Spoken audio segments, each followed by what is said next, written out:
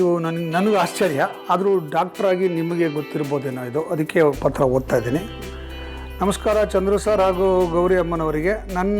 ನನ್ನ ಅಮ್ಮನ ಲಂಗ್ಸಿನಲ್ಲಿ carbon dioxide ತುಂಬಿದೆ, ಅದಕ್ಕೆ ಏನು ಮಾಡಬೇಕು ದಯವಿಟ್ಟು ತಿಳಿಸಿ.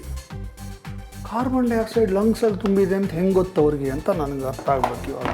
ಅಷ್ಟೊಂದೆಲ್ಲ ಲಂಗ್ಸಲ್ಲೆಲ್ಲ ತುಂಬಿಕೊಂಡಿದೆ ಅಂತ ಹೇಳೋದನ್ನು ನಾನು ನೀವು ಹಾಗೆ ನೋಡಿದ ತಕ್ಷಣ ತೀರ್ಮಾನ ಮಾಡೋವಂಥ ವಿಚಾರ ಅಲ್ಲ. ಆದರೆ ಇದಕ್ಕೆ ತುಂಬ ಸರಳವಾಗಿ ಪರಿಹಾರ ಹೇಳಬೇಕು ಅಂದರೆ ಅದನ್ನು ಬೇಕಾದ್ರೆ ನಾನು ಹೇಳ್ತೀನಿ.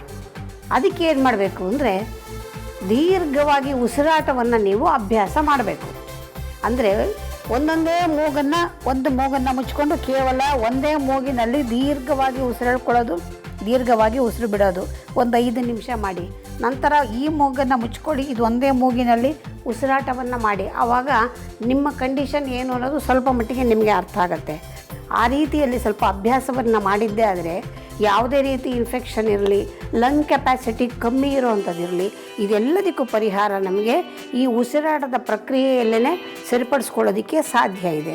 ಅದಷ್ಟನ್ನೇ ನೀವು ಮಾಡಬೇಕಾಗಿರೋದು.